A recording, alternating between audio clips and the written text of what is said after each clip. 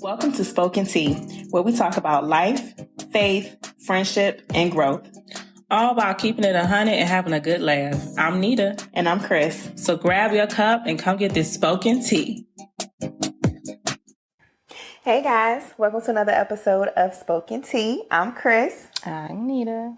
And today we have a few different topics we're going to discuss, but the most important one right now, we've been best friends for 20 years and we had a whole anniversary, so we're going to celebrate.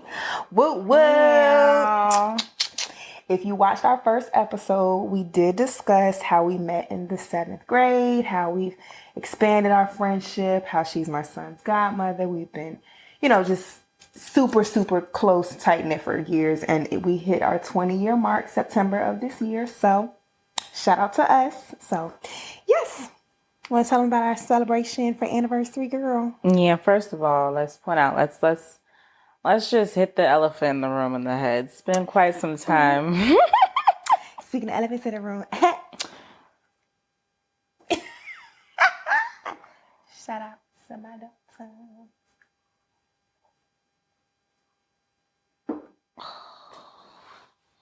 Good girl. It's been a long time since we've been here. Let's not even act like it's been... It's not even act like it hasn't been like 2 months. It's only been a month. Oh, no, it was. We didn't do August. August was... Okay, I'll give you the reason why. August for me was extremely busy. No. It was my birthday. No, both of the months. Beyonce. Both of the months have been very busy, which is why, long story short, we haven't been able to get together, and which is crazy because we're always together, but it's a difference between sitting down and recording and just being together. So we haven't really had time to do that. So in that time, where we have not been recording, we did celebrate our anniversary, our 20-year anniversary on September the 9th. What we do? We went to Chef's Kitchen, cute little restaurant in downtown Norfolk. Shout out to them. Very cute, very good food. The vibes was real nice. Nice little music, nice little lighting. But no, it was really cute. We had nice little dinner, and we let the waitress know. She asked us what we were celebrating. She thought it was a birthday, and I told her, like, no, it's our, we've been best friends for 20 years, so we decided to go out and have a good, dinner or whatever. So she was just such a sweetheart. She came over with, like, the cutest little cake and ice cream. It had, like, a little stick in it that had happy anniversary on it. Yeah. Little ice cream. It was just super cute. It was very thoughtful of her, but... yeah, we had a good time. It's very cute, very thoughtful. I told Crystal, so now how many people in this restaurant think we... Our whole couple. Have... we were dressed up, sitting across from each other at a cute little solo table. How many people think that we are... Probably thought we were together. That we go together. Or we're married or something. Like... That's what I was like... Because it was... I think everything was all fine and good until she bought us the little cake. And we had a bottle of wine. Was it champagne or wine? And a little it was side wine. table. Yeah, it had a little cup with the bottle in it. But that was just about that was just about practicality. Yeah, but I mean the whole like. But I'm saying the bottle was just about practicality. It was more cost efficient to buy the bottle instead of 2 glasses of wine. We were gonna do 4, so that's what I'm saying. Instead of 2 glasses of wine a piece. It's more cost effective to buy a bottle. Absolutely. But since it was a little fancy schmancy restaurant, they had a little table. It was sitting in the dim lighting, and it was sitting in a little bucket with the ice in it. It was a whole lot. And then she comes and brings us this cute little cake and ice cream situation with a happy anniversary stick in the middle. And I was just like, how many people? Gotta think that we're together. Absolutely think that we go together. Like, I know that because she thought it was so cute that we were celebrating our anniversary. So I know that she told all the staff that, oh my gosh, they're over there celebrating their friends. But the other customers, yeah, they probably thought, pretty sure, thought it was together. They was trying to figure out what they on, who's who, who's what. That's what they was trying to figure out. Because both of us were dressed up like giving very much feminine energy. So that's what they were trying to figure out. I'm not sure who they thought was what, but that's what they were trying to figure out. It is what it is. super cute. And then we went down to Waterside and took pictures and just had like a cute little backdrop and whatnot. So yeah, it was a really, really cool little night. So reluctantly, she said, one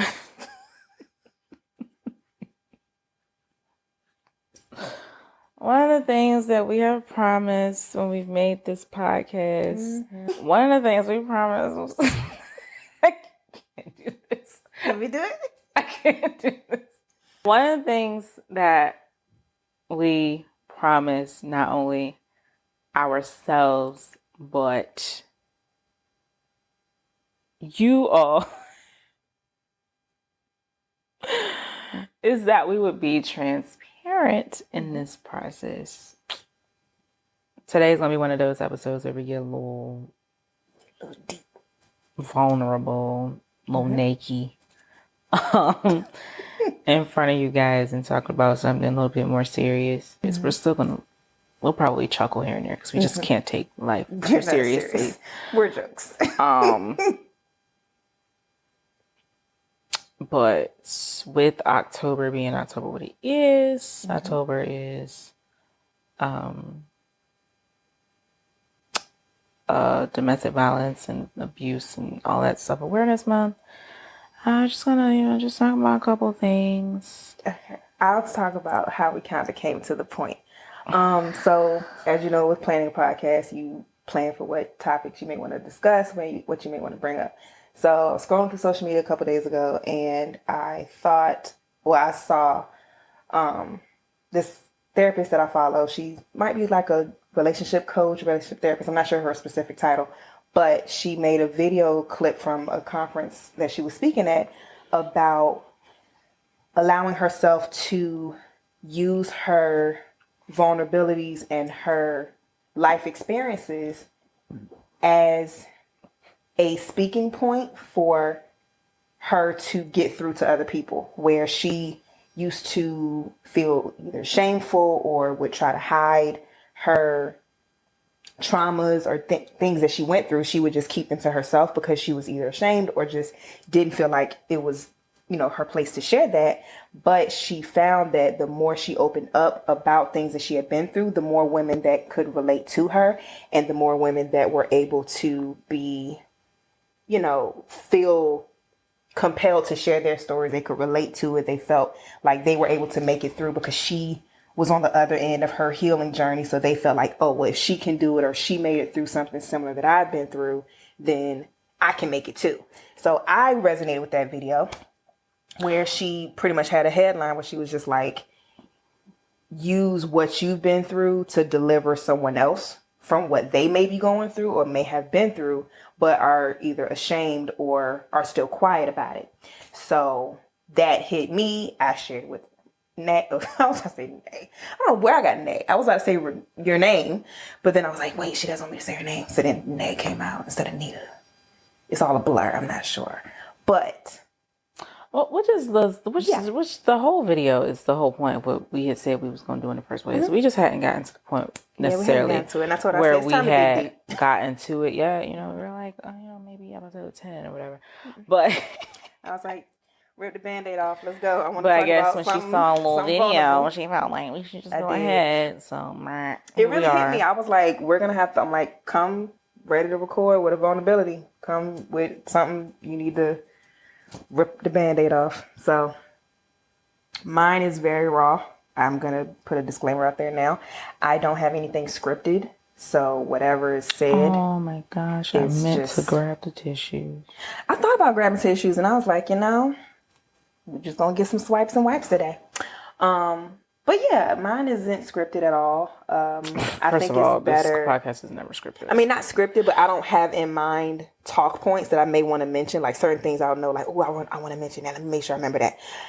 All of this is raw reaction. So whatever comes up is going to come up. I'm going to keep names mute. I'll change the name for scenario. But I'm about to say, let's just change the name. Yeah. So, all reactions will be real. No talk points are made. It's just, we know what we want to discuss, and that's just how we're going to let it flow. So, yeah. You want to go? You want me to go? I do not want to go first. Okay. It's your idea. You deal with it. Okay. You decided we were doing this. You deal with it. Consequences. Absolutely. Okay. So, my speaking point narrative perspective today. So a few years ago, it's been at least a year, 2 years now. I was in a relationship and things were really great. If you follow me personally, we're friends on social media, I'm pretty sure you either know the face of the person I'm discussing or you just know the scenario. But yeah, we were in a really good space, really happy relationship. Social media seemingly great, amazing, loving. And then I would ignore red flags. I would ignore the tendencies of aggression or control or harsh language.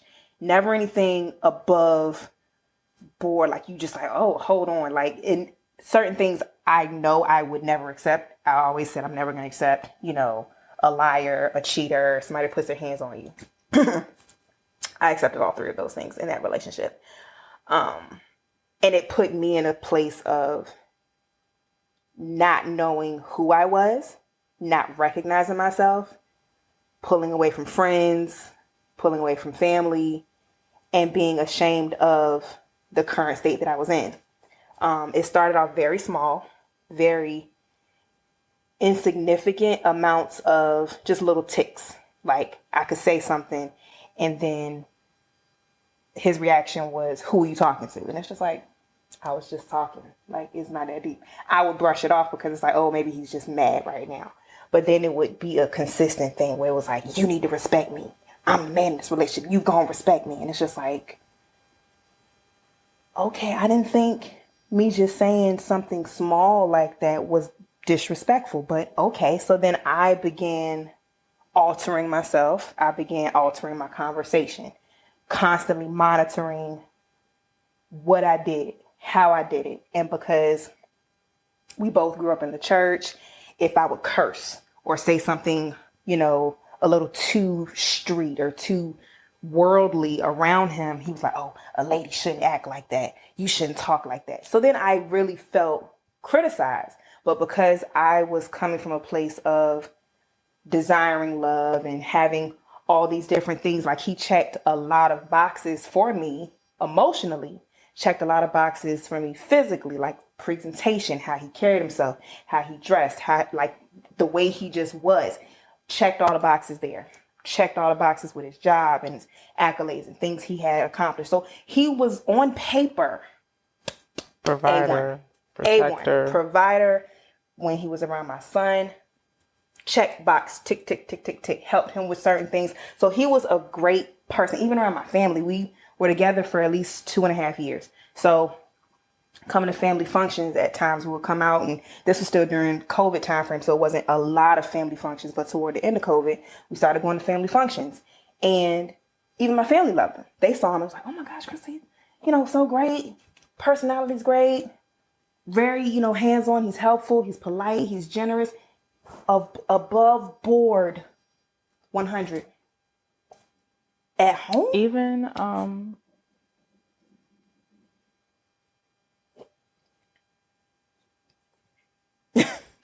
I don't know what happened to my brain.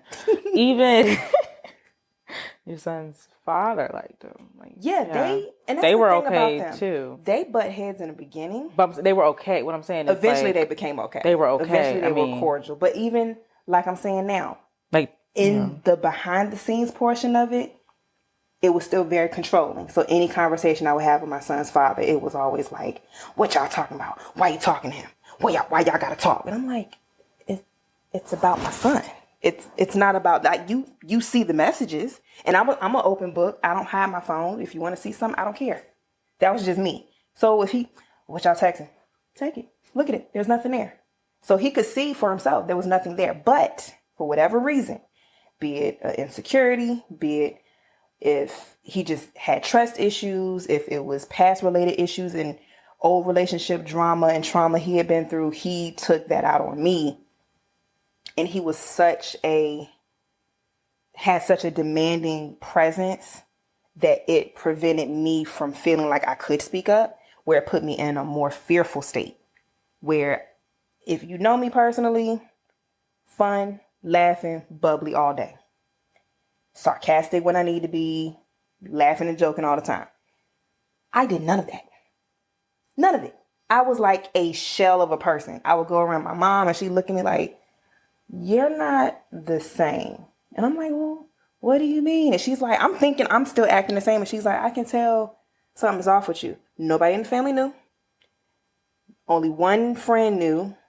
And that was because I was still in conversation with her and communication with her. But she was the only person. She found out on happenstance. I would probably say that was intentional.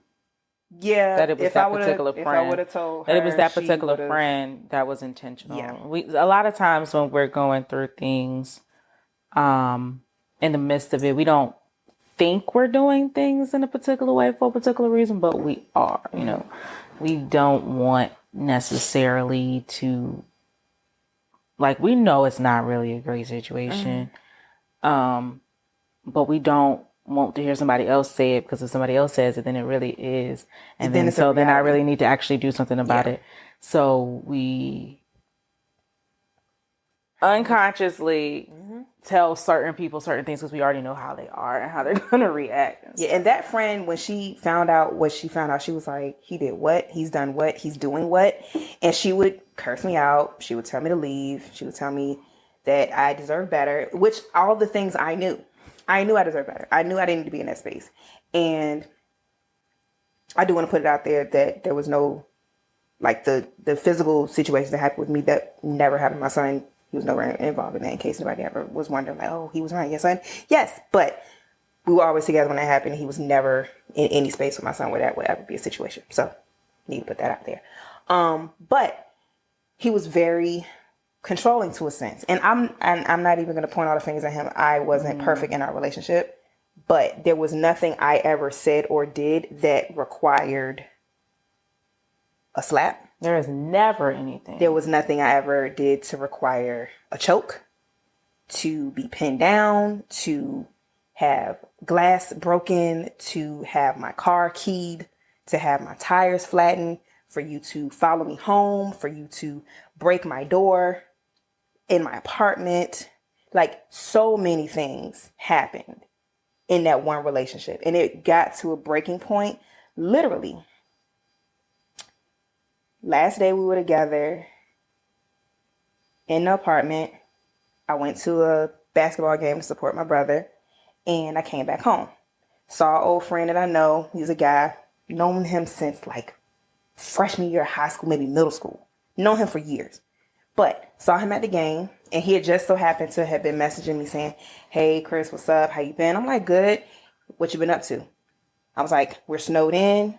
So I'm chilling in the house with my boyfriend. What you up to? He was like, oh, I just shoved my grandparents' driveway. Just very small, casual conversation, which at the time my boyfriend saw and knew about. I told him about it. He was like, oh, he don't need to be talking to you. You don't need to be talking to him. Didn't he used to like you? And I'm like, yeah, back in like high school. Like, bro, it's not even like that. We're grown. Let it go. It's not even that deep. Let it go. Happened to see him, the same guy I was messaging, at my brother's game. His daughter played for the same, little basketball league or whatever. So I saw him there. I be forgetting my brother's I be a forgetting. teenager. My parents had him when I was 17. I be so forgetting he's a lot that younger. there could be people that we went to school with that have kids the around the same age. Yeah. I be forgetting that. So yeah, his daughter played for the same league. I mean, it was a multi-age league, but his daughter was there. I'm like, so I saw him there, and the conversation came up when I got back to the apartment. I was like, hey, well, da-da-da. He was like, oh, well, what's going on? I'm like, oh, I saw so-and-so. He was like, that's the same dude that you was messaging. I was like, well, yeah, but his daughter was there playing a game. He spoke to my mom because my mama knew him. Like, he just spoke, said, hey, how's it going? From there, it escalated to, give me your phone. I'm like, for what? Like, you're not, I'm sick of this whole give me your phone interrogation. Like, you either gonna trust me or you're not. I'm not gonna keep just giving it up. And I have no issue with giving you my phone, but you're doing it for what? When I'm telling you exactly what it is. I have no reason to hide anything from you. So it escalated to the point where we began fighting physically over the phone. I'm holding my phone. He's holding my hand over the phone. I'm trying to pull my hand away. He starts prying my thumb up, almost breaking my thumb out of the socket. Got to the point where I had to try to get away and break away from him. So I'm like trying to bite his hand to get him off from breaking my hand. So because I bit him, he then bites me. And I'm like, I'm trying to bite you in self-defense to get you off me. You're biting me out of anger because I'm not doing what you're telling me to do. And then I'm trying to get him, because now he's hovering over me. I'm trying to get you off me. So I'm like pushing back off of you. He thinks I'm trying to elbow him in the face. So then he turns around and pops me. And I'm like, so now my eyes busted, got a little bruise here, bite marks, thumb, hands bruised up. And at that point, I realized, I said, no. I grabbed whatever I had and ran out the house. We were laying down for a nap. My son was with his dad, so he wasn't even here, but I was laying down for a nap. I took my contacts out.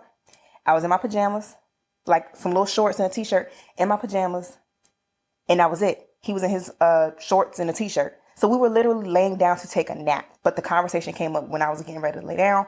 And at that point, I literally ran out of the house with whatever I had on because the physical fight got that bad.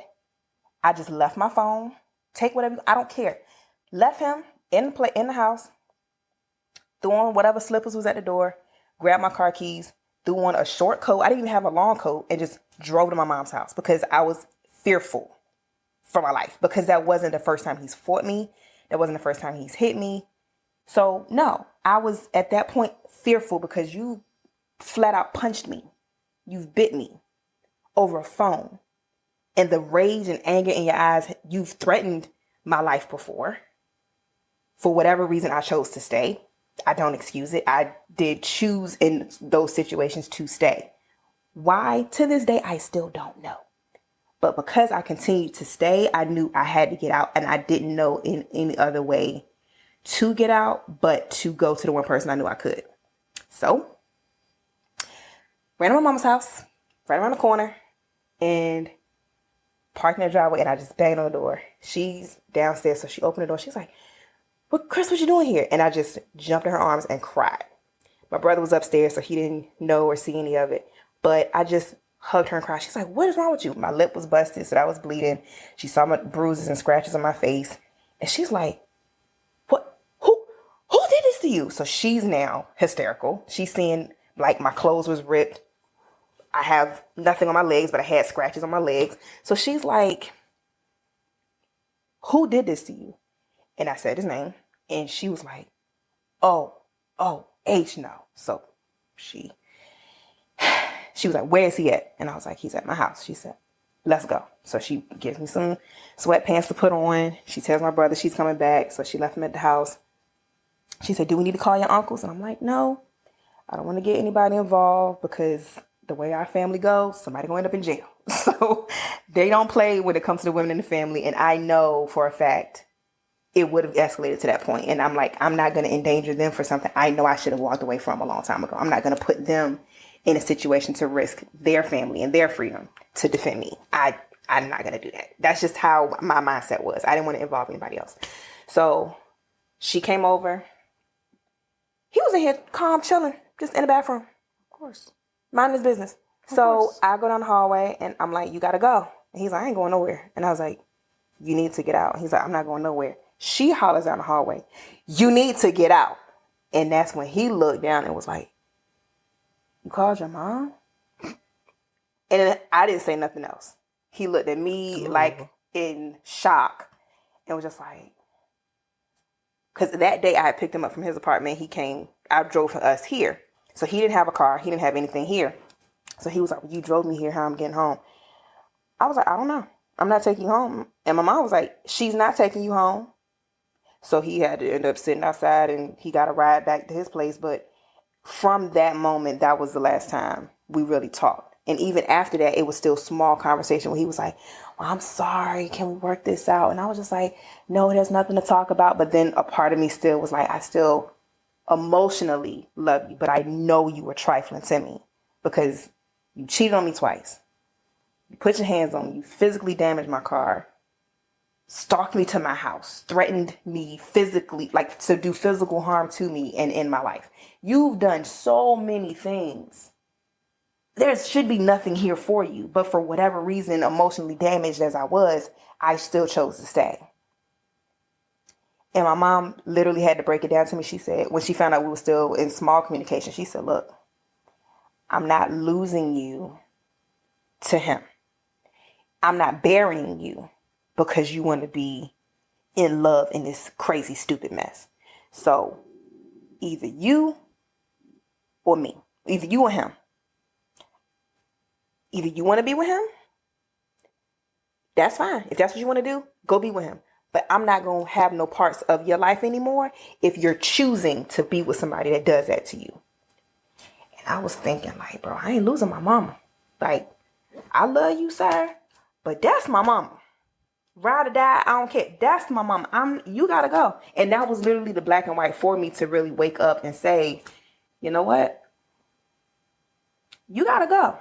So from that moment, I told him, like, look, we can't do this no more. Stop calling me. Don't text me. We're done. And from there, that was literally, thankfully, my wake-up call where I was able to walk away from the relationship.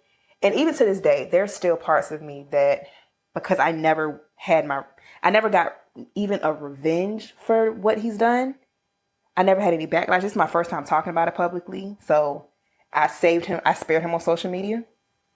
I could have ran his name through the mud. I still, to this day, have pictures of every bruise, every busted lip, the scratches to my car.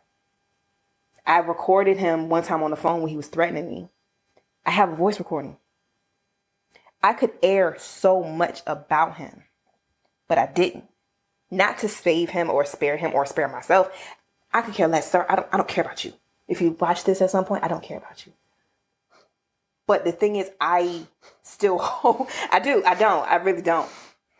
But I still hold a certain space in my heart where it's like certain parts of the day, he still lives in a vicinity where I have to drive to go to the store, certain areas or whatever.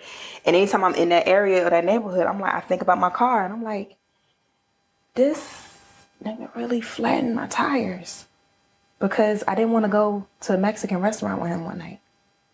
You really keyed my car because I said I didn't want to talk to you. And I blocked you because you started calling me out my name. So I blocked you on my phone because you're not going to keep talking to me like that. So I blocked you. Unblock me. So you show up at my door, bang on my door. You say you're going to throw a boulder through my window. You don't, but then you key my car. I come out the next day, I see key marks on my car. So it's like you've done so many things. I've never touched your car. I've never damaged anything in your house. I've never touched any parts of you physically. So there's still parts of me to this day that want to go past his house and just throw a rock through his window. That's because you're not gonna healed. Lie. And I get that. I am still on a journey to healing that part of myself. Yes. I feel like there's a certain level of get back that I want to have that will probably get me over that hump. But because I'm not going to do that, I have to just sit with knowing that the fact that it'll make me feel better. The thought, that's a myth. No, I really think it'll make me feel better. For 5 seconds. No. It'll last for a long time. I'm telling you.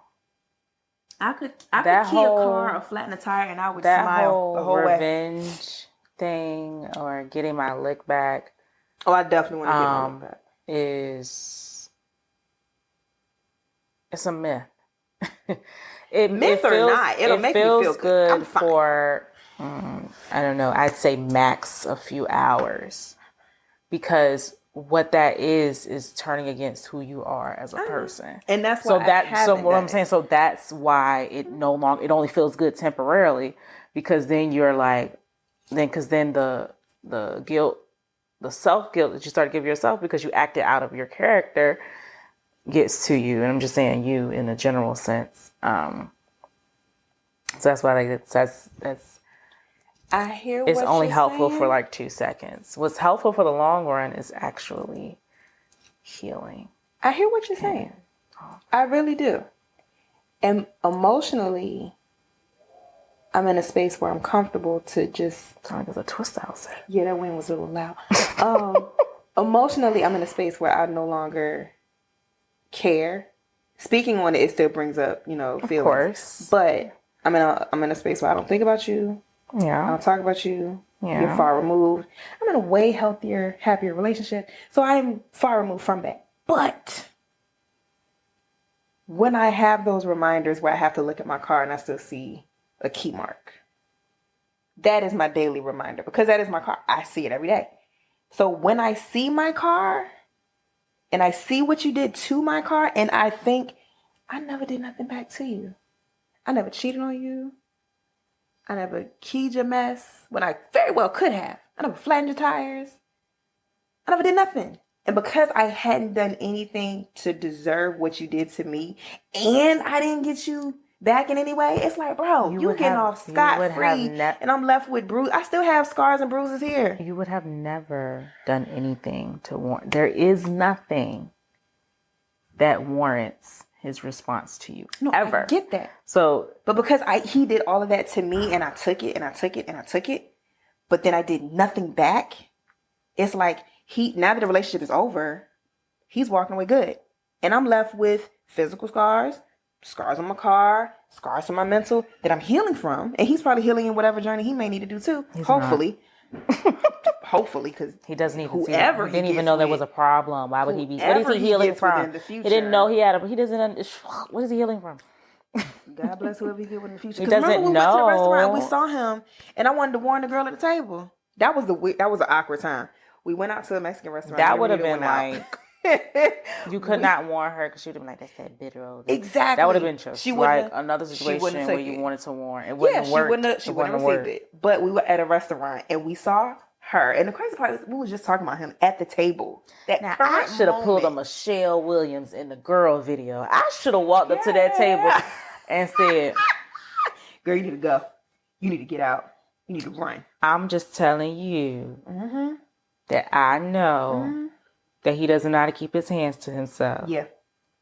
So, and I would have been a living testament. Girl, he showed on, because trust me, I can show you the pictures. Like they literally sat them behind our booth. It was extremely awkward. I most definitely should have walked that. I should have pulled a Michelle in a girl because she video. went to the bathroom. I really should have. She went to the bathroom and he was at the table by himself.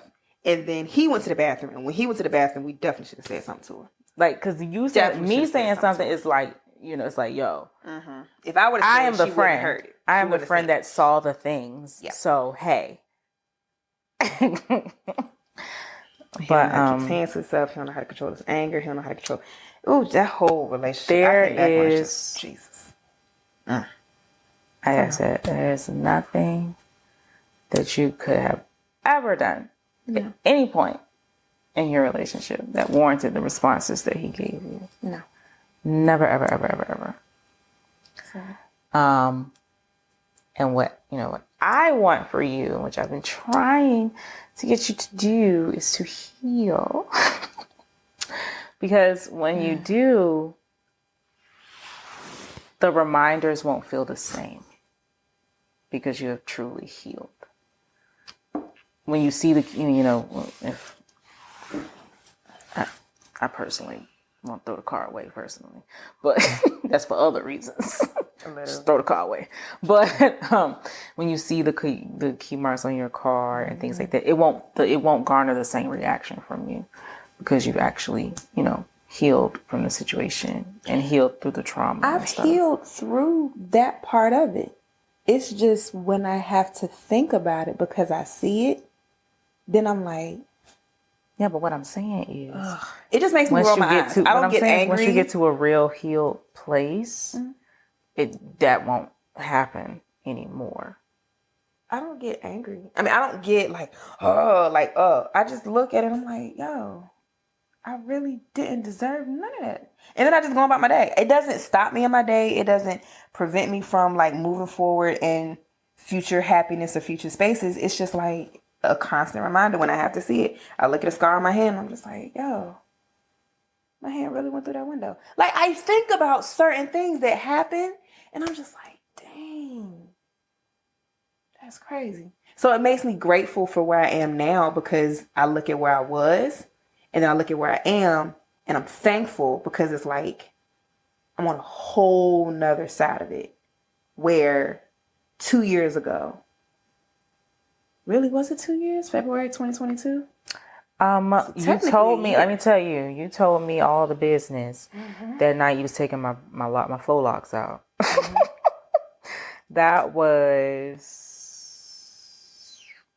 maybe April or May of 22. Yeah, and we broke up February 22. Yeah, that's what I'm saying. So it was 22. Yeah, it was when you was taking my. I told Nnita everything after the fact. For whatever reason, we didn't talk for like a year and some change during that time when I was in that relationship. I don't know why. I think I just ran from the people that were closest to me. I didn't talk to my sister a whole lot. Like when I told my sister about everything, she was like, I hate this guy. Like, I think it was a combination. I want to hurt him. Like, what do you mean? And when I finally told people that were closest to me, they looked at me like, this entire time you were going through that? And I'm like, I think it was a combination of him, of course, trying to cut you off from, certain people, and you not wanting to, you cutting yourself off from people because of the shame you felt. Yeah. I think the biggest part for me... You knew that me and your sister would see through it. Yeah. I think the biggest part for me was he didn't start getting physical with me until after my dad died. And that's what pissed me off the most, because even my mom asked me, she was like, when everything came out, she was like, when did he start putting his hands on you? And she was like, why didn't you tell your daddy you was going through all this? And I was like, it didn't start until after he died. My dad died March of 21. And first time he hit me was like May of 21 on Mother's Day.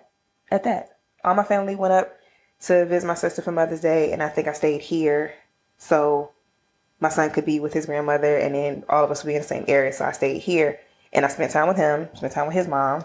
So I stayed here and we got in some argument, some fight. And I think it was over some food. Yeah. And I remember the story. It was a food thing. Over some Y'all were in the car. And he yelled at me. And we just started arguing over some food. And he smacked me with the food. Like it was a to-go tray in the bag. I was driving. I said something. He just wham. As I was driving down the street. Like, y'all, the amount of... I'm shameful. But then I'm not. Because that's the point of why I'm saying this, to get it out that y'all could look at me and would never know that any of this happened to me. Even my closest friends, as you can see, when they found out that this happened, they're like, excuse me, what? You? What? So if that's your perception, if that's your viewpoint, hearing this, it's true. You don't know what people have gone through, what people have been through, what people are currently going through. And that's the reason why I wanted this to be a segment, because hopefully hearing what I've been through and then seeing where I am now, seeing the progression that's been made, seeing the growth and how happy I am now as opposed to how I was then. Complete 180. So I will say when the cracks began to show was your birthday trip to Miami. See, me and her sister knew nothing about any of the... That was in 2021. We knew nothing, we knew none of the negative things that were happening. They just saw him as a happy boyfriend. I always posted happy stuff on social media. Me and her sister knew my man, he loves me, I love him. Anything he would do, we would post pictures together. All they had was positivity. He would come to my sister's house for family functions. Her family was in on him and us being a couple. Everybody was waiting for the wedding announcement, waiting for an engagement. Like, it was a thing, y'all. It was real. All they knew was positivity. We didn't know anything. All we knew was positivity. And your sister had met him. And I had been around him and stuff. And I hadn't even really met him for real. I saw him at the funeral. And that graduation dinner you had for a baby when 2020, because he couldn't actually have his little kindergarten graduation. We had a little dinner graduation situation for him. That was the first time I met him. And then so I only seen her like 2 or 3 times by the time we got to Miami.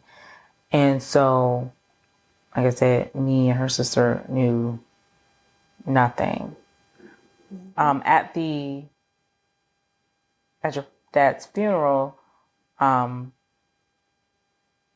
friend that you had told that had knew the stuff, she did, when I said, oh, he's here, because we were standing there when y'all walked in, and she said, and she looked at me and she said, don't let social media just don't believe everything you see on social media. That's what it is. Don't believe everything you see on social media. I was like, what does that mean? Because she didn't know anything. I hadn't told her anything. No idea. And I told my mom later, I was like, well, she just said I was like, so I don't know what that means, Mom. Like, I don't know why she said it. And I was like, I don't even, and at the time, me and that friend, we weren't talking about,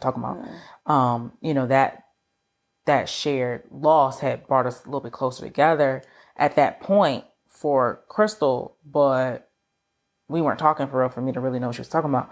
And she knew, because she was hanging out with you and I wasn't for real, that I didn't know because we weren't really hanging out like talking about. So she just was like, don't believe everything you see on social media. And I was like, what? So that's what's in my head. That I still have that, and I still know that that's what she said to me. Yeah. And then August came and we went to Miami for her birthday, and he showed himself. And that was the first time me or her sister had any kind of experience with that. And, we're seeing his behavior, how he's acting, and the things he's saying to her, and the vast amount of phone calls that are happening when we're trying to have a celebration. We were on a boat. I was playing music on the aux cord, and every time I play a song, boop, phone ringing. A milestone birthday. Yeah. And ruined the whole birthday. He's calling incessantly and using other numbers, and like a block number, unknown number, and so me and her sister just kept looking at each other like, yo, this isn't right. This isn't right. And during the trip, there was one point when you actually did answer the phone and was talking to him for a while.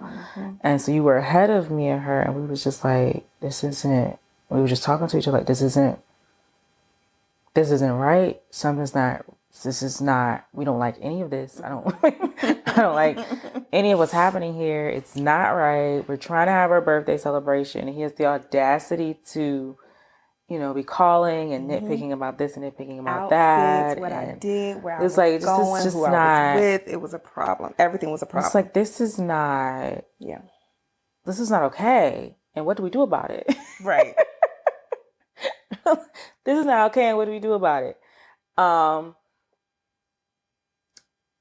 That's when the cracks began to show. That's when me and her sister were like, okay, whilst we thought it was one way, it appears that something's not right. The way that's been portrayed to us here. Yeah.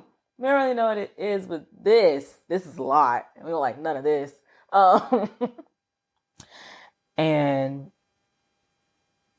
it's crazy because then after her birthday, it's like, I was invited on the birthday trip. I'm sure. I mean, I know it's because we're best friends with it, but we had not really been talking for real, like she said. And so, like, after the birthday trip, we went back to not talking for real.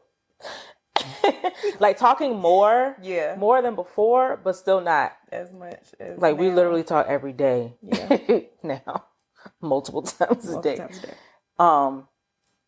We weren't doing that. We were texting more and stuff, but still not. So, and then I needed as many hands as possible to take my hair out.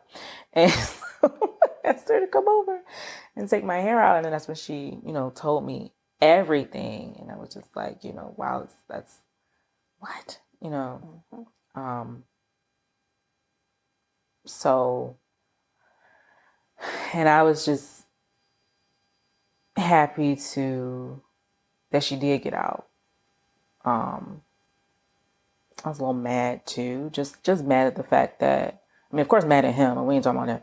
But just mad at the fact that I didn't know, because I was just, oh my God, like, why'd you want to tell me? Like, I can't believe I didn't see this. I can't she was believe, mad. you know, She I was like, just, you were going through this and I didn't even know. yeah, and like, I'm like, what? a part of it, I was ashamed because I knew I deserved better.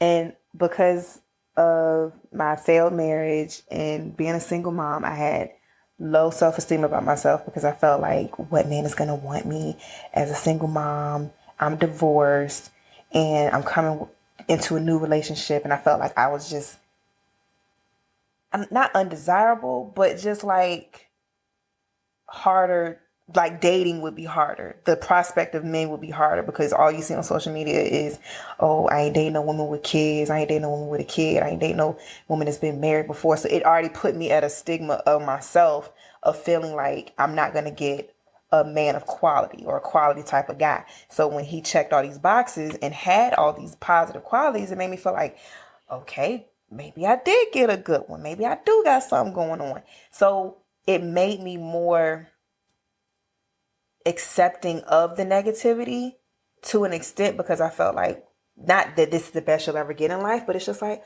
okay, well, maybe you shouldn't have said it that way. Well, maybe you can probably not say so much so often. Maybe you shouldn't do, and it made me tweak me to try to hold on to what I felt like was so valuable, which was a good quality man, and he looked good on paper, and he's a provider, he's supportive, he's this, he's that. There was things, and the part that pissed me off was so much was because I prayed for specifically. I after my last relationship with my marriage, I'm like, okay, God, I need to be very specific. So I said, I want a man with this. I want a man with this. I want a man with this. I named everything. This nigga was everything. Everything but. And I didn't pray for mental stability. I'm about to say you pray for everything but. I didn't think you needed to pray for mental stability, but apparently you do. I be telling you. Apparently, when I tell you, God, be real specific. You got to be specific baby, with the man. I said, I didn't think I needed to ask for that. But every single thing I asked for. And when I say I was specific, I said, I want a man with looks. I want a man. I mean, the farthest you can think of was specifics. I said, God, I want all of it. So, specific, like, can dress, can cook, good hair, good, like, literally listed it. I ain't asked for mental stability, and God, I should have said it because, baby, that's the one thing that tipped the scale. And it wasn't just, oh, he's a little angry, he's got anger problems. No, psycho. Yeah, Crazy. and I say that because, you know, we always say you got to be specific with God, and you have to tell him, you know, exactly what it is that you want. But we also know that, you know, God does everything for our good, and he does everything for our, you know, we have favor, and he's a protecting and loving God. And so we don't want to, I know it can be misperceived that because, you know, you didn't specifically ask for mental stability that he was like, all right, we'll bet you give you everything else, but not that. Yeah. I don't believe that's the purview that God came from with it. It was, okay, I'm going to give you what you asked for. And this also is going to show you that while there's a lot of things that this man has that your previous relationship didn't, there's things that your previous relationship did have that this man does not have. And the things that you asked me for, you feel outweigh that, and they don't. And now you know they don't. Yeah. And I know you know, free will. I don't think he knew he was going to bust you upside your head, but he said, I'm going to give you what you want. He knew that I'm going to give you he's what like, you want. whoa. I didn't know I was going to go that far, but, you know. No, one thing my dad used to say, he used to drive me crazy when he said it, always pissed me off. But he used to always say this thing where, like, you would say you want to do something. He would tell you, like, okay, I don't think that's a good idea. I don't think you should do it. He would give you his opinion. And then you still say, okay, well, yeah, I appreciate your opinion, but eventually I'm going to do what I want to do. So I will go do what I want to do. And then I will come back with negative results, my own perspective of how it just didn't pan out. And I would tell him, like, oh, you know, I did this. Oh, well, how's that working out for you? Because he's like, you can do what you want to do. And you did what you wanted to do, but how's that working out for you? Did you get the results that you wanted? And he wouldn't rub your nose in it, but it would just be that one question that would be the rub your nose in it moment where it's like, so how's that working out for you? So I really feel like that's God's way of saying it. Like, you wanted this list of man. I will give you the desires of your heart. There you go. We'll see how that works out for you and see if you come back and say what it is. So I can tell you now, my next relationship, after I got out of that one, when I was ready to be in a committed relationship again, I took some time off. I said, I don't want to date nobody seriously. I just want to do me. I'm going to go out here, have a good time, go date, just casually, hang out with my girl, go out, just mix and mingle. I'm not going to go for anything serious. But when I was in a space where I wanted something intentional and was ready for the next step, I said, look here, God, last time I came to you with a list, it was a joke. I'm not doing that no more. I said, God, give me whatever you got for me. Give me whatever you got stored up. When you're ready, drop it down on me. Because I don't want to list out something and I'll forget something and miss it. I don't want to have my own perception of something and not be in your will of what you want for me. And now I'm fighting against it, thinking that it's not what I asked for, so I don't want it. No, give me whatever you want for me. Give me the discernment to see it and recognize that it's from you. And from there, I'll receive it and accept it. And ultimately, that's what he wants anyway. That's what God wants. He wants, us to surrender our own abilities and thoughts and all of that and recognize that, humble ourselves before him, recognizing that at the end of the day, of course, he's the one in control while we feel like we have some semblance of control because we have this free will thing. Ultimately, we do not. So it's when you actually do go, okay, got it. I get you. So, you just do what you want. That's when he's actually able, because that's all he wants. That's all he wants. He wants you to trust him. He wants you to know that you rely on him. I was teaching the kids about Job on Sunday, and about, of course, how he lost all of the things, everything but his life. He lost everything but his life, even his health. Like he lost everything but his life. Literally, the life. And he still worshiped God in the end. He still said, well, God, if this is what you want, then this is your will. He still had that peace where he still recognized and humbled himself and knew all of this stuff around me is happening this way. All of these things are happening. However, you are still in control. And even though the world is falling around me, you are still in control and everything is still going to be okay. And that's ultimately, and I told the kids that was God's strongest, that Job was God's strongest soldier. And that's exactly, in different words, is what God said in the scripture, is that he was his strongest soldier. And so you can try him all you want, but he's not going to waver. And so that's all. And that's what he wants from us. And eventually he gets it for most of us, but it takes us a while to get there. And especially a lot of times we go through a lot of things that we wouldn't have to go through if we would just go ahead and do that part. But it ain't easy, obviously. I mean, I tell my teens all the time we're asking people to believe in something they can't see. Right. So it's really hard to explain, God and Christianity to somebody who has no idea anything about it, because we're asking people to believe in something that they can't physically see with their eyes. Right. So we are, even though we already do believe in him, we're still in this world where we're not actually seeing him do things with our eyes. So we're still trying to control and put our hands in stuff because we feel like, hey, we need to put our hands in stuff. Yeah. We the one down here doing the things. And it's like, we have to surrender that control, that level of control in order to be able to, I guess, fully commit and have an easier life. life would just be a whole lot easier if you would just stop trying to do stuff and just let God do what He's gonna do. Stop trying to do it on your own. Just get out of the way. Just stop trying to do stuff. Like, get out of the way. Honestly, you think you know everything because you got your little degree.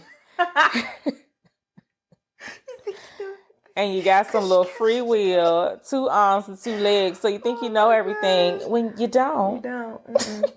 You know nothing. That's why you just pray when stuff start going bad. It's like, Lord, have your will. I'm gonna just sit here and just watch you figure it out, because I ain't about to keep stressing over it. Okay, because when you stress over it, that ain't gonna do nothing but make it worse. Because if I don't have any money, the bill's not gonna get paid. Period. So God provide a way. I just recently had this issues with my car. It could have been a battery or alternator. Alternator would have been like $500. AAA, I had a free battery, but they was like, "Oh, you need to get a diagnostic." That would have been $150. I said, "Lord, what I'm finna do? I ain't got all that. I still got bills. I still got rent. I still got child care. What I'm gonna do?"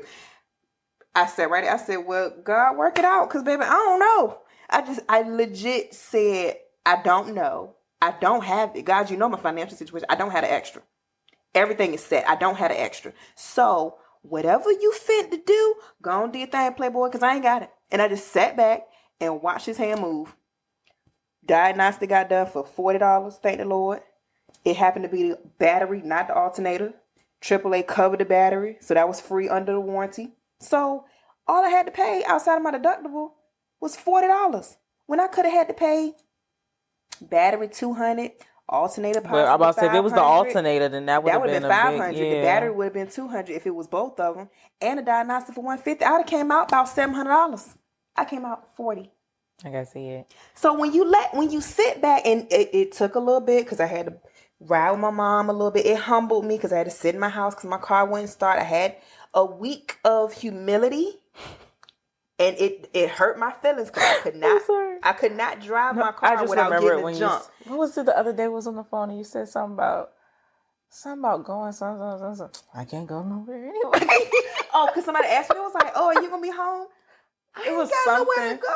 No, it was like going somewhere. It was something you seen on the internet, which was. And it was like, "Oh, such and such." I can't go nowhere. I literally had to get my car jumped by neighbors, crying. My mom, my coworkers. She played herself. As soon as I cut the car off, the car wouldn't start. So I was humbled to have to sit in the house. You played yourself. I did play myself. I couldn't go nowhere. Can't go nowhere. But that was the thing. When you know your situation, ain't no point hyping yourself up and thinking you can do something more. You gotta accept it. You gotta accept it. I can't drive. I can't go nowhere. Either I'm gonna DoorDash my stuff, my food and groceries delivered, or I'm gonna catch a ride or something. I can't do it. So the Lord sat right there and handled all of it. But I just had to say, "Lord, do what you gonna do." I used to get real bent out of shape over money. Not having it, needing it, wanting it. Bills not getting paid. And through this was happening for, I don't know, quite some time, some years. Mm-hmm. And through one of the years, it was shown to me like, "Look, you just gotta rely on me. You just gotta give me your faith. Mm-hmm. You just trust me. Stop trying to figure it out. And everything will be all right." Mm-hmm. And ever since then, it's just really been like, "Look, it is what it is. If I have it, I have it. If I don't, I don't. I'm gonna do what I feel needs to be done regardless." Mm-hmm. So, if I don't have the money, the bill just can't get paid. And I'm not going to stress myself about it. If I got the money, I'll pay the bill. If I ain't got it, baby, I ain't got it. Somehow it's going to get worked out. And every time it gets worked out, it's either some money come from somewhere all of a sudden, or they adjust the bill a little bit. There's some payment plan available somehow, some way they made that up. I don't know where it came from, or payment extensions, or extend the due date. They just stop bothering me or something. Oh, somehow your bill got covered. What? Like, it just, the account is zero. Excuse me? Like, I'm not stressing over money anymore. People be like, "Oh, you sure be shopping?" And I was like, "I sure do." But the bill is paid every time. I sure do shop. I sure do all those things because I no longer stress myself out over money. I know that a way will be made because of who I trust. Mm-hmm. And so it is what it is. It is what it is. So I think at the end of the day,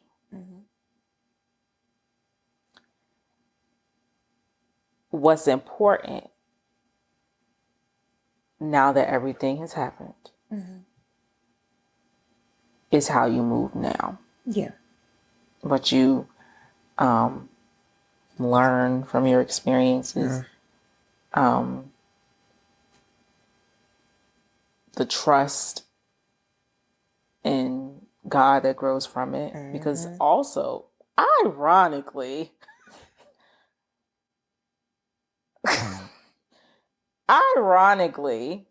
because this man was supposed to be a man of the cloth, ironically, was straying away from God. Literally. We stopped going to church. I mean, it was still COVID, but we stopped going to church. I mean, church was on the internet the whole COVID.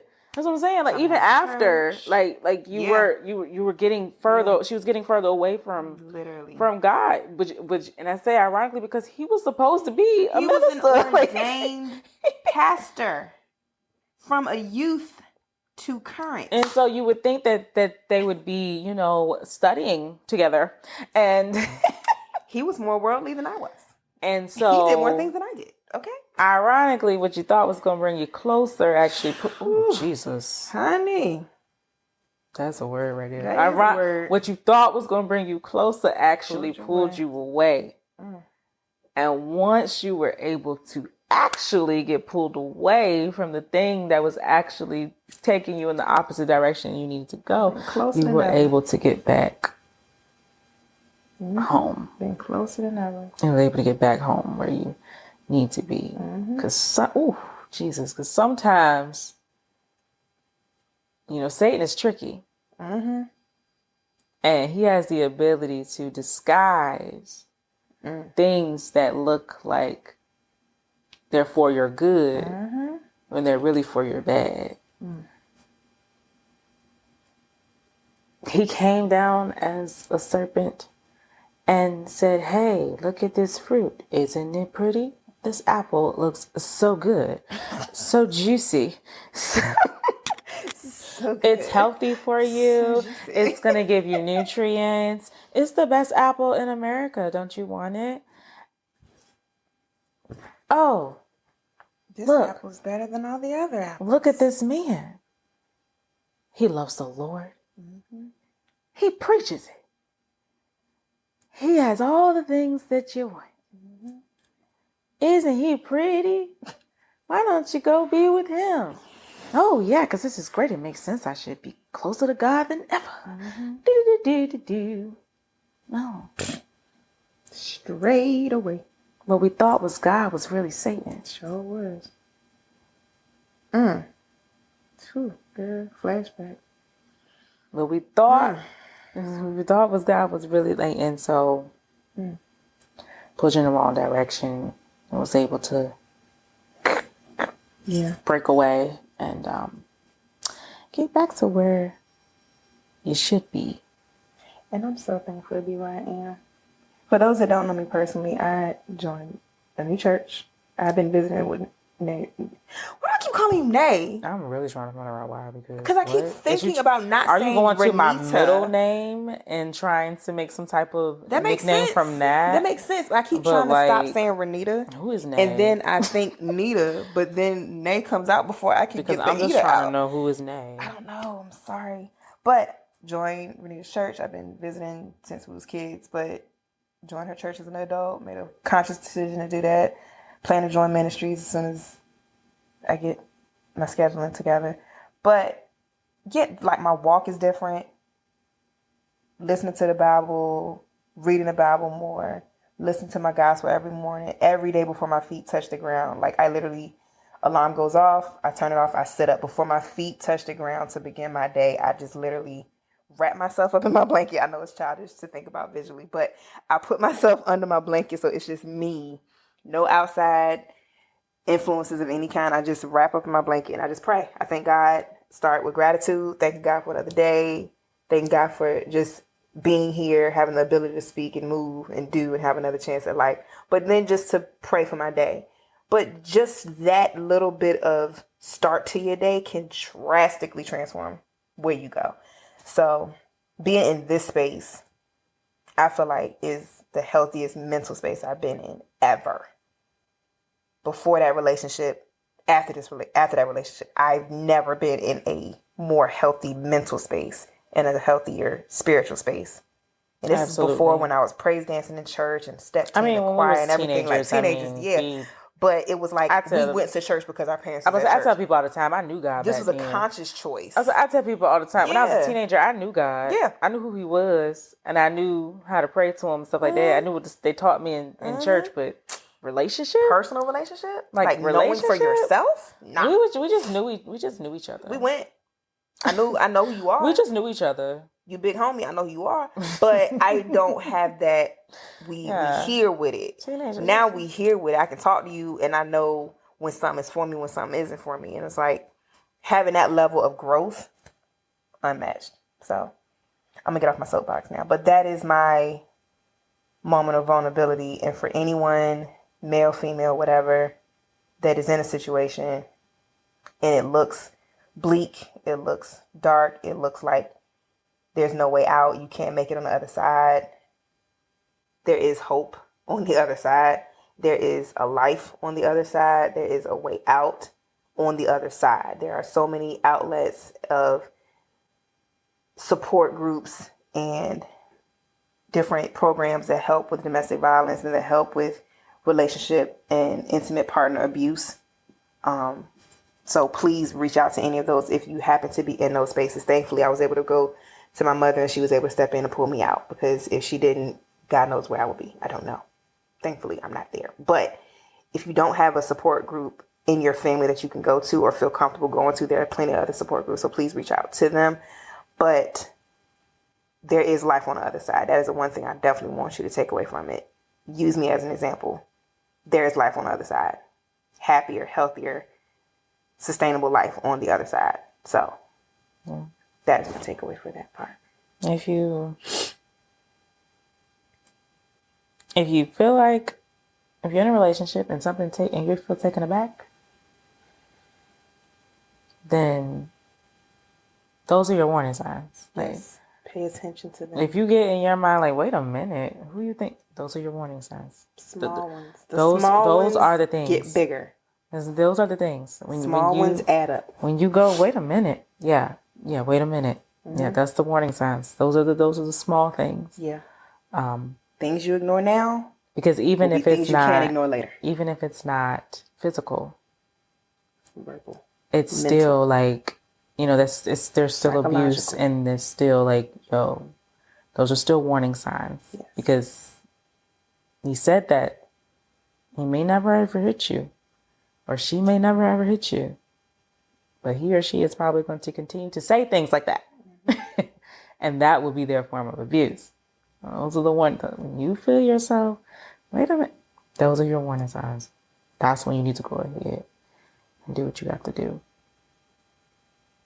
And never, ever, ever.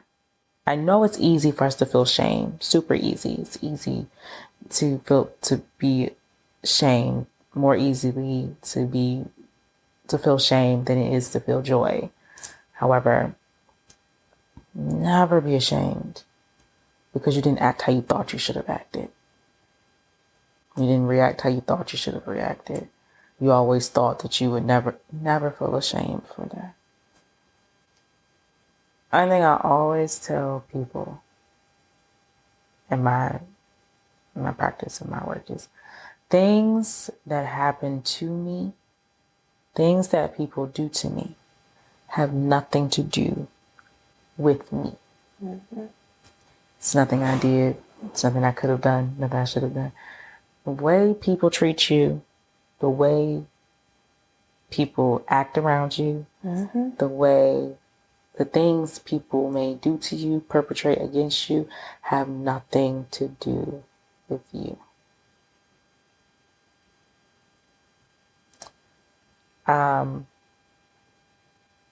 I think that this went a lot longer than Part 2 will be your episode.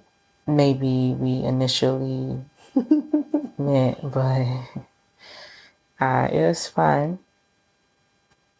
Yeah. Thanks for watching. There's going to be a part 2. It's going to be Nnita's turn. Mm-hmm.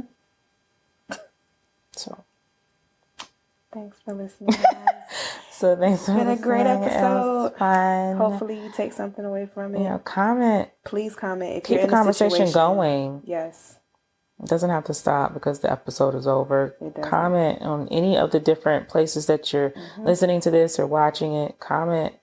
Send us a message. Instagram DMs. Whatever. Keep the conversation Facebook going. Let's keep the DMs. conversation going, because when we don't talk is how things continue to stay the same. And if you want to reach out and just have dialogue, ask questions, we're here. If you want to ask me a personal question, go to the Spoken Tea social media pages, either Instagram or Facebook, and just ask the questions. We'll respond. Yeah, as of right now, we know. actually run those social medias. So you'll be talking directly So you'll to be one of talking us. directly to So- one of us. And based on whatever the question may be, it may be me, it may be Nnita, whichever pertains to that expertise area, but you will get a direct message from us. So if you want to have a conversation, you want to ask me any personal questions about the situation, I'm an open book. I have nothing to hide. I'm not going to purposely publicly say the person's name. But if you do know me personally, you probably already know who that person is. And Just gonna make it abundantly clear. yeah. That is not her son's father. No. This is not my ex-husband at all. Yes, this is not This is her not my son's father at ex-husband. all. This was Just to a make that relationship abundantly after clear. that. Because last Clear thing that we up. need, Yes. because we know people. No. We know Portsmouth. We from Portsmouth. We know Right. Portsmouth. No. And that's what everybody will think this is, and it is Yes. not her Please, no. ex-husband, No. and not her Me child's and my ex-husband, father. we are good. We argue a bit. we know that about ourselves, but we co-parent well.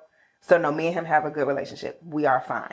I was texting him And he a never joke today. We're he fine. never touched her. Like Never that. put his hands on me. He never put ever. We argue, yell, yes, but has never put his hands on me. Never raised a fist to me. So no, we are fine. It was this other joker that happened like maybe a year after we was after it was split up and finalized. divorced. So yeah, once things got finalized, that's when this relationship sparked off and stuff. So no, this was a whole nother guy. Not my ex-husband, not my son's I just father. want to make sure we actually say that out of our Please and mouths, thank you. so Glad that you there is cleared that up. evidence that was said. Yes.